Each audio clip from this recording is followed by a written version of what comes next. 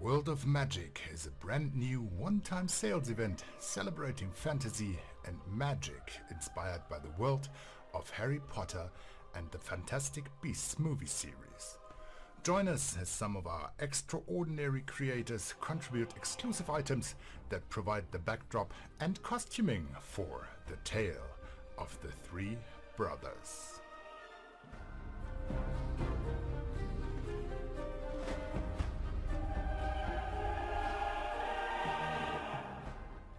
The Tale of the Three Brothers is a wizarding fairy tale told to young witches and wizards in the world set by J.K. Rowling. With canon, it is believed to have been written by Beedle the Bard and published as part of his works called The Tales of Beedle the Bard. Most believe it is to be a story that teaches children the virtue of humility and wisdom. Others feel that it is in reference to the Deathly Hallows. For the Potter fans, the concept made its debut in the 7th book and are considered 3 highly powerful magical artifacts.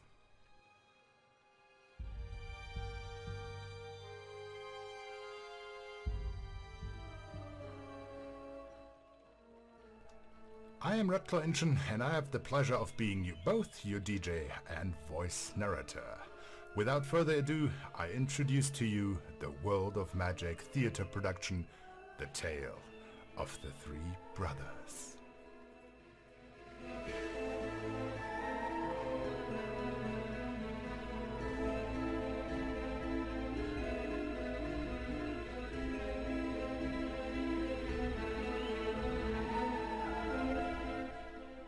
The first scene showcases items by Core.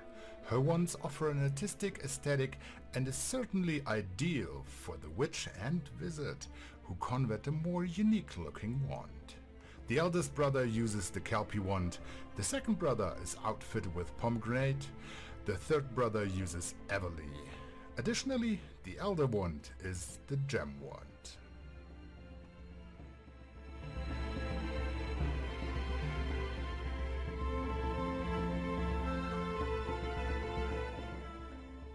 The dim light of the moon tickled through the leaves of the forest. It softly illuminated a lonely winding road. 3 brothers traveled at a sedate pace, their steps treading quietly against the worn dirt path. They encountered no one on their journey, despite an ominous figure that watched from afar, shrouded and hidden amongst the shadows of the trees.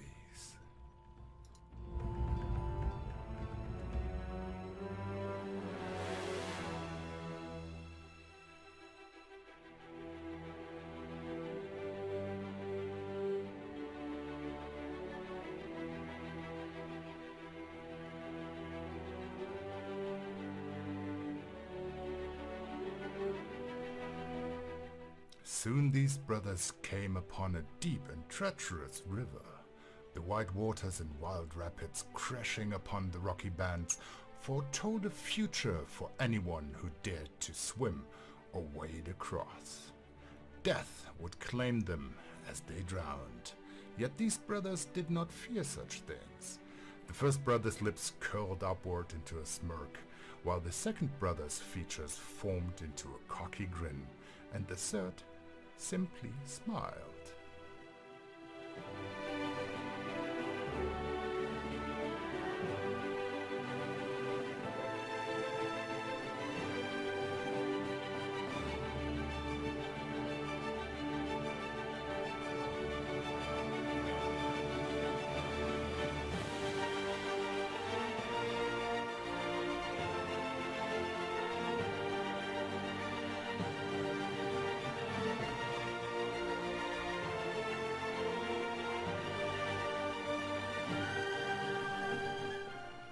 Well learned was each brother in the magical arts. They drew their wands in unison to conjure a bridge before they proceeded to cross.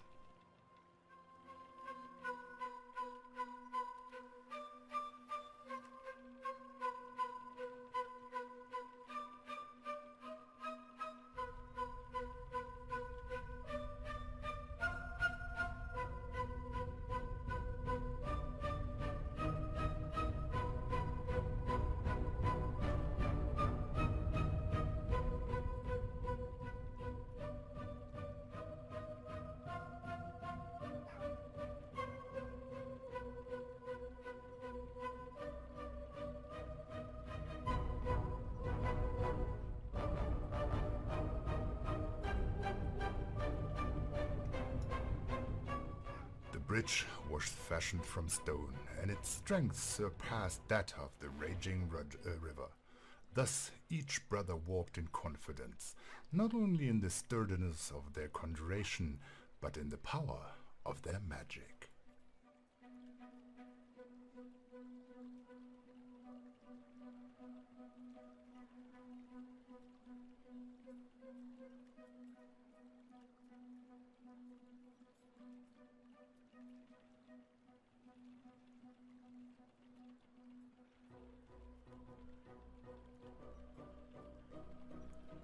It was at the crossing point where the hooded figure that had watched them appeared, while inwardly he was enraged, for with their magic the three brothers cheated him of his quarry.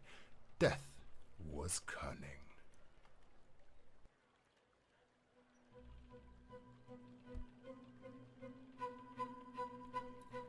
His voice was quiet and hoarse, like a faint whisper that floated amongst the twilight.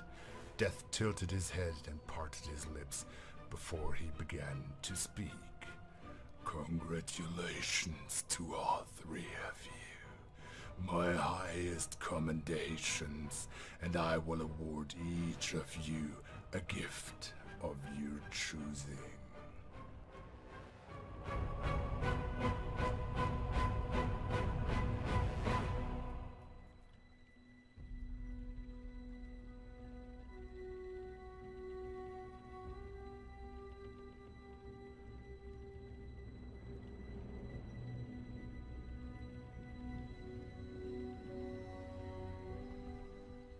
The eldest brother puffed his chest at the words spoken by Death, though his fingers still curled tightly around his wand. A sneer was painted upon the aspects of his face, and his words were spat from his mouth in aggression. A gift from Death, whose ill-tempered gasp we have evaded. Allowing his utterance to linger for a moment, he parted his lips and spoke once more. I demand a wand more powerful than any in existence, a wand that shall never fail to win any duel, a wand worthy of a wizard who has proven himself better than even death.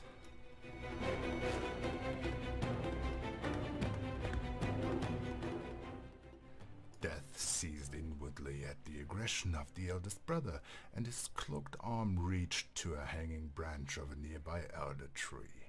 As he fashioned the elder wand from this wood, no words escaped him, only the noise of the rushing rabbits below broke the silence.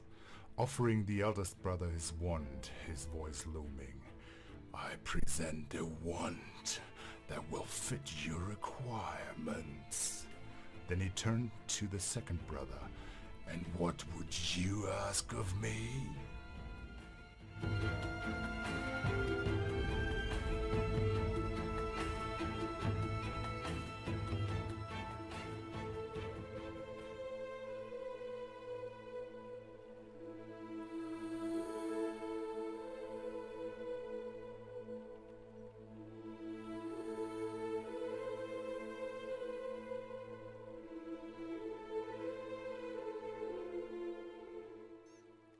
Leaning casually against the stone bridge, the second brother tilted his head slowly in Death's direction.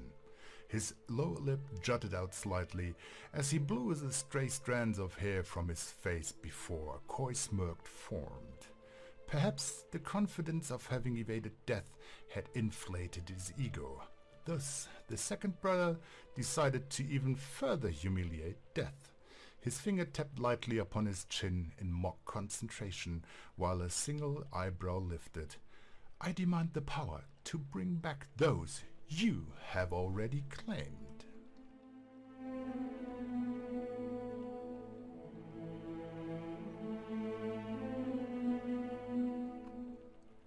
From the riverbank, Death plucked the stone that he lifted up as though to study it. The smooth ridges illuminated by the moonlight. Turning to the second brother and ignoring his arrogance, Death's arm outstretched to offer him his reward. Ethereal whispers filling a space between them. A stone with the power to bring back the dead. Next he pivoted his gaze to the youngest brother. "And what would you ask for as your reward?"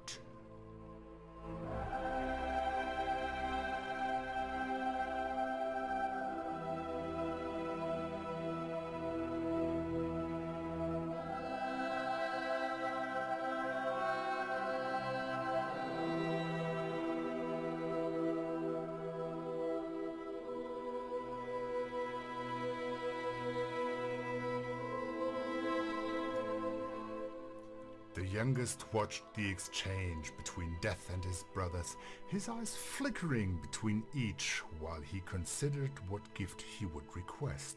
He was neither combative like his eldest brother, nor arrogant like the second. Instead, he was wise and humble. Licking his lower lip, his brows furrowed in thought as he distrusted Death and, of course, that which he offered. "I wish for something that would allow me to go forth from this place, so you cannot follow."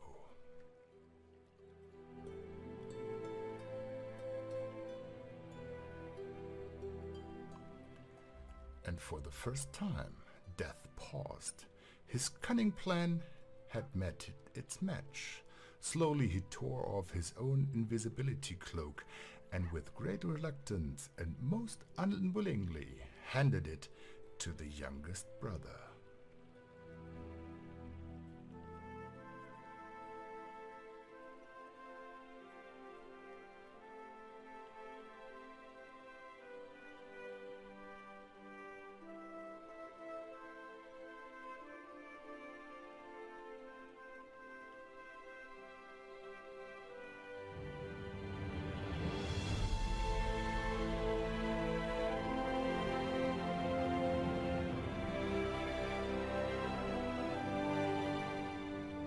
No words were spoken before he soon departed, leaving each of the three brothers to continue to cross over the bridge. All the way they admired their gifts before each went his separate way.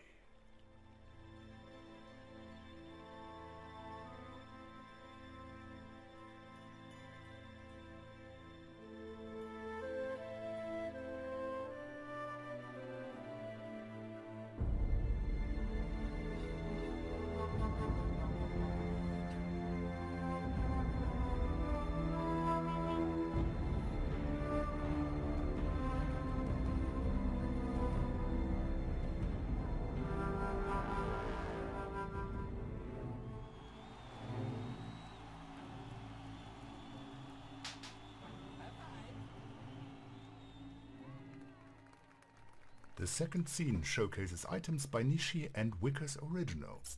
The enemy is costumed with the Nishi school uniform, which has color change options for the top, pants, house colors, and robe.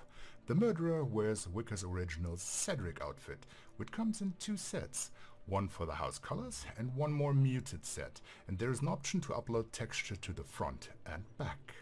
Also features are Dahlia's BB Beer, Merak's Hermione's desk, chair and pendant, Elm School supplied scroll stack and glass Fiel set, Crescendo's wizard work homework, and Ink, Sari Sari small cauldron and daily news, Nocturnal's magic witch ball, and Balaklava's professor's trunk.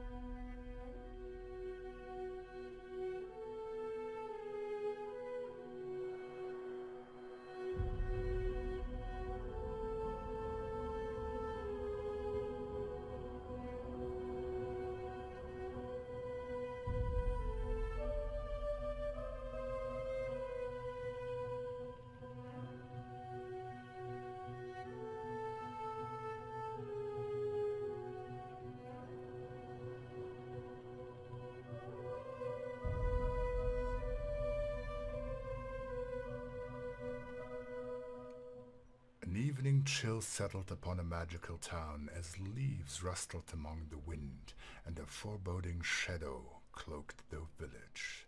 The eldest brother traveled to his place, each footstep tread with purpose, for he sought a wizard that lived here, with whom he had quarreled.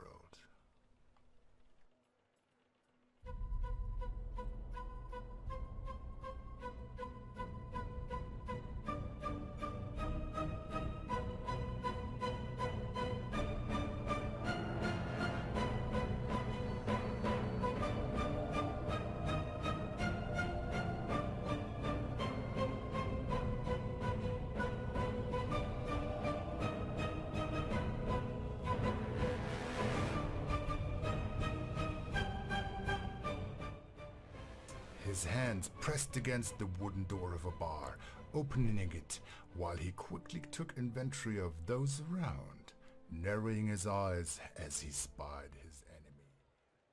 Into a duel and armed with the Elder One. He won, instantly killing the latter.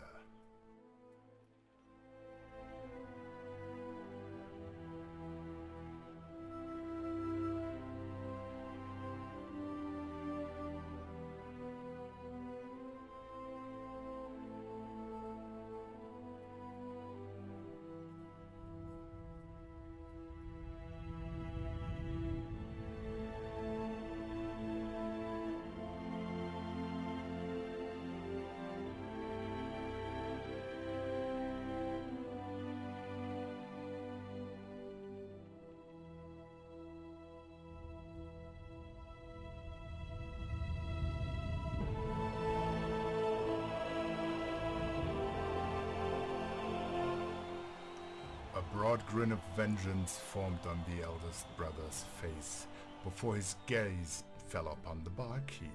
"I'll have wine, and I shall stay the night."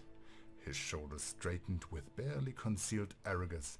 "Unless there is another that seeks to fight, though I hold a wand no wizard can beat." With a crazed look painted on his face, "I am invincible, and no mortal can defeat me."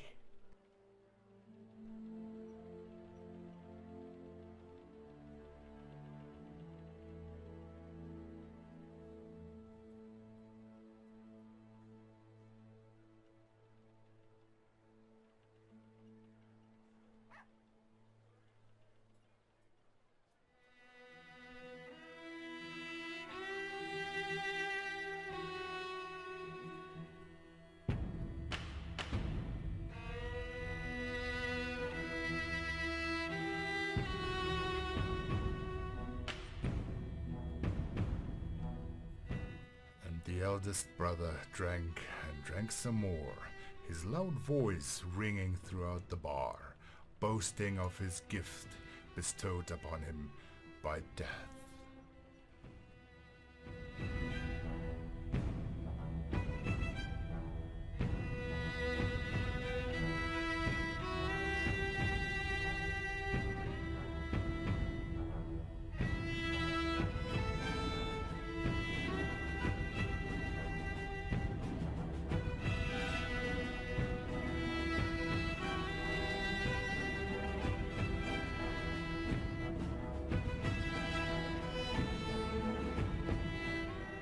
Eventually, he drunkenly stumbled into his room.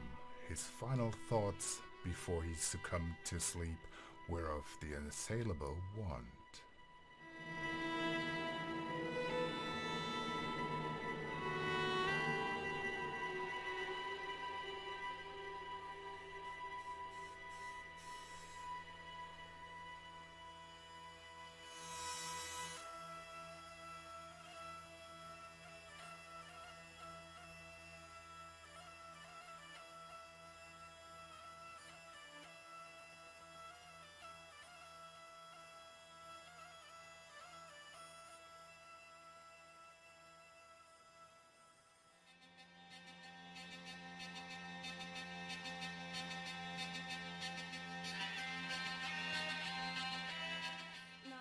Unbeknownst to him, death had followed the eldest brother from that fateful bridge, shrouded amongst the shadows.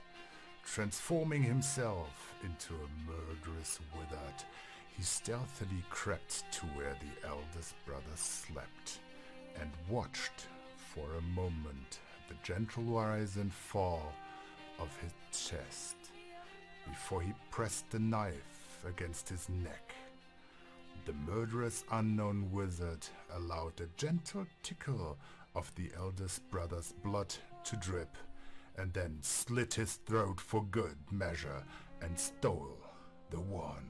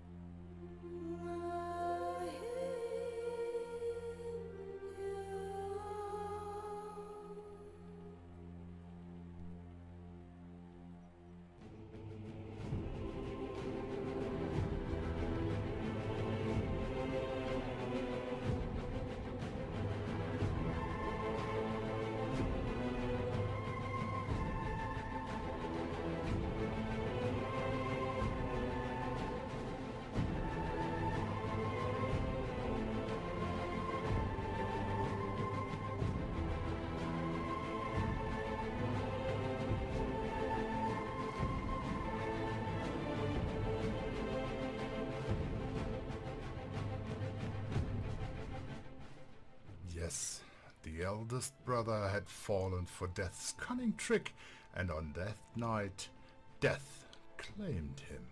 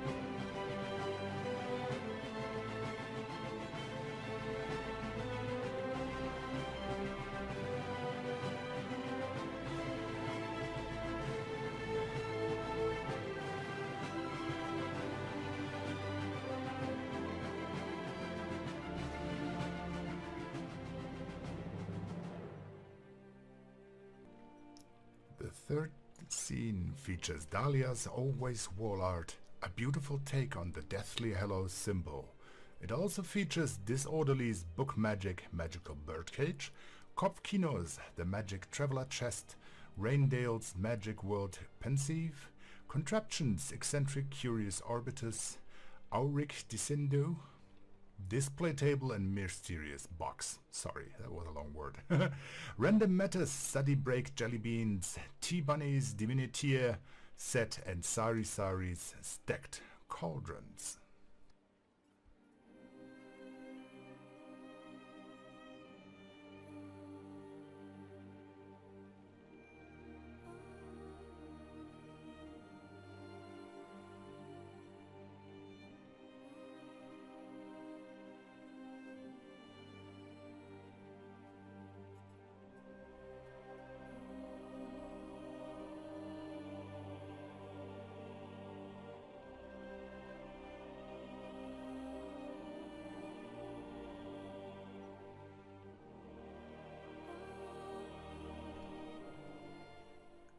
The soft whisper of the midnight wind followed the second brother as he journeyed home.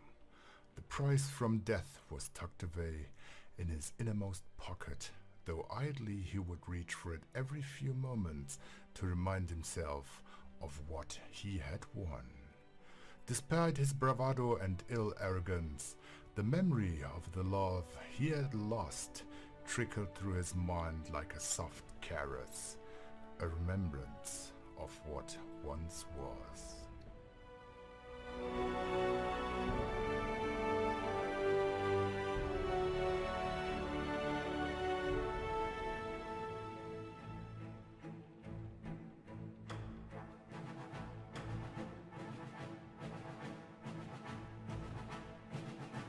His travels ended, his boots trekked upon the beaten path that led to his home, before he settled into his favorite armchair. Tilting his head as he considered his plan, his fingers crept into his pocket until they grasped upon the stone bestowed to him by death. He turned the stone once in his hand, then once more, and the final third time, his eyes closing as he envisioned her who he would recall back to this mortal coil.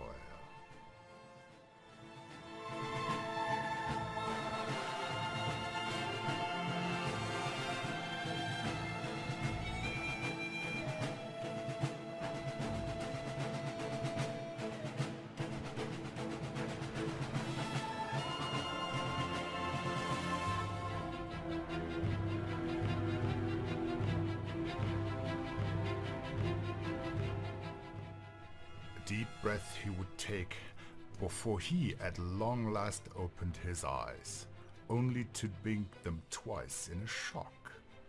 An ethereal beauty filled his vision, the woman he had lost too early. His fiancée that death had claimed was before him, yet while she was not a ghost, neither was she truly made of flesh.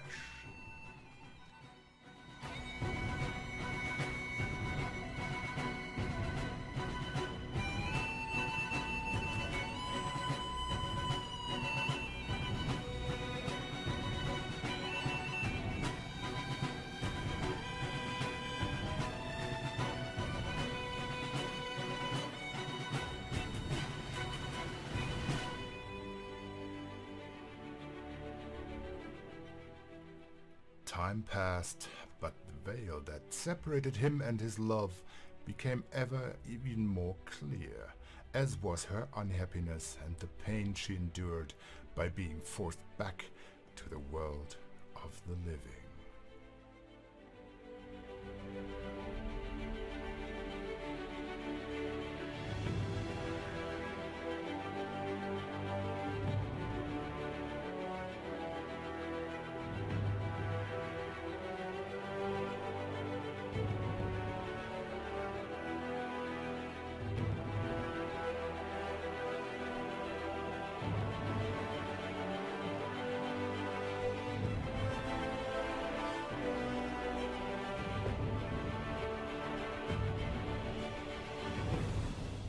Realizing the limitations of the stone, the second brother was driven by grief as he reached for a rope, its rough texture tightening around his neck as he ended his life to join the woman he loved. Yes, death took the second brother as his own that evening.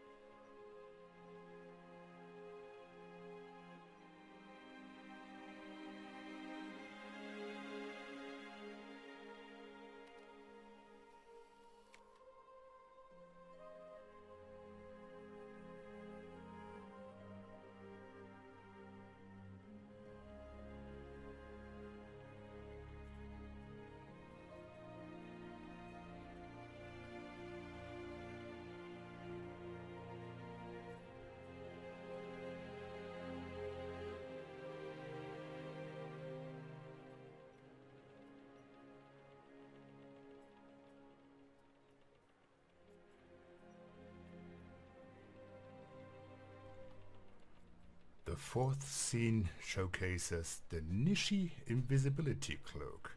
When activated on the HUD, the wearer will in fact go invisible. The young son wears Modulus Potterhair, Notch hair robe, and Mary's Harriet glasses.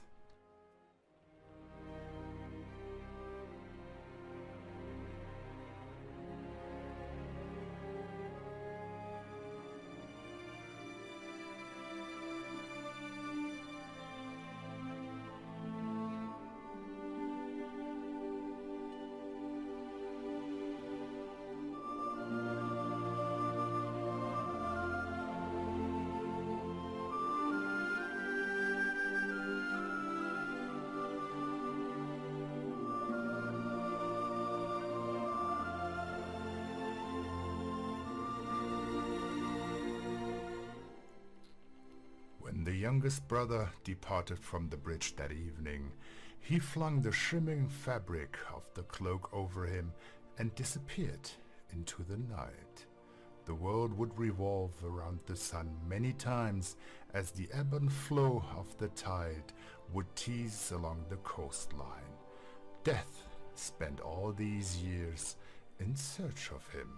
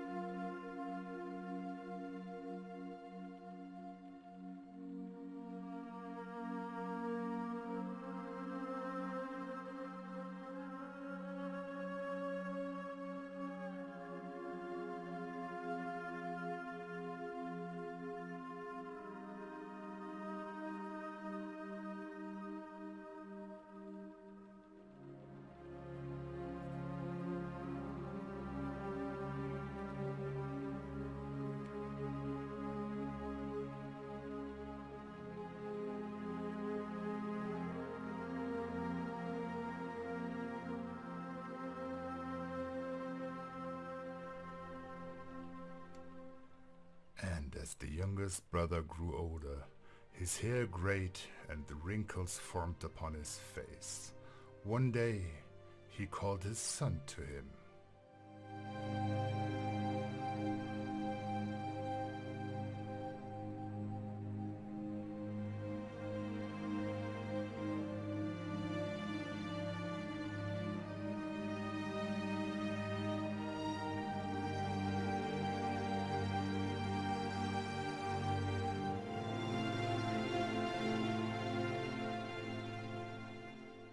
The cloak lay clutched in his hand as he whispered the tale of that evening he and his two brothers met and bested death.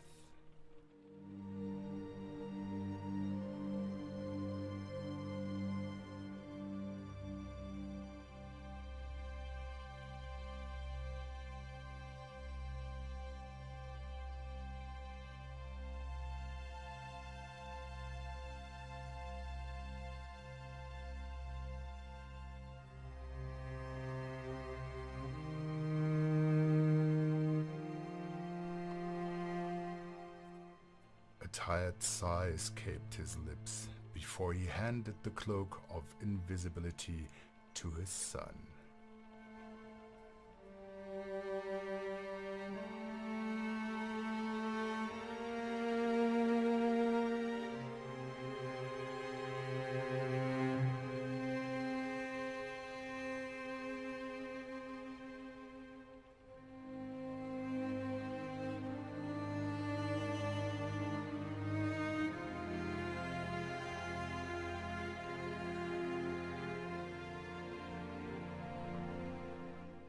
Turning his head, he then greeted death as an old friend, walking by his side, parting this life as equals.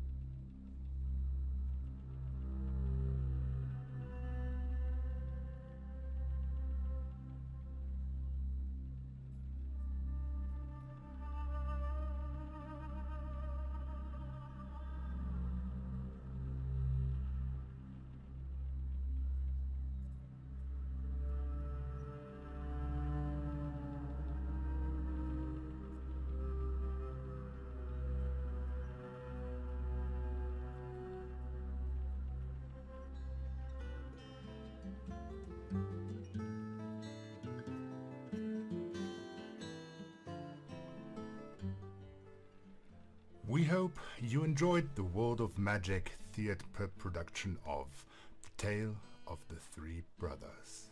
Would like to give a special thank you to Ariana Novelli of Nocturnal for building this incredible stage, as well as the entire event area.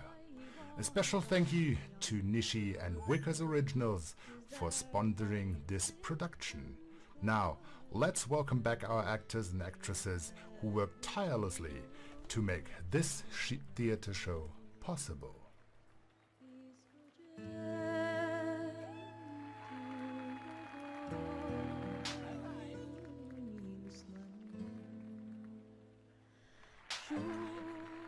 Wicker Merlin as the eldest brother and the dead fiancé. Silly Avro as the second brother and the enemy. Luca Bunton as the third brother and the murderer. And Sung Yung as death.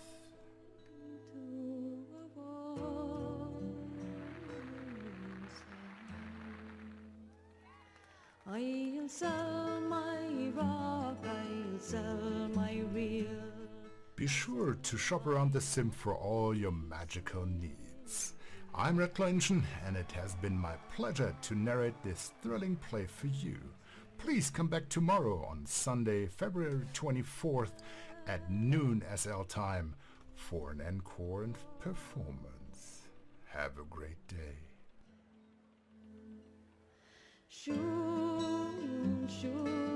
슈라른 슈고 사기라가 슈고 유엔 슈고 따라서 살리나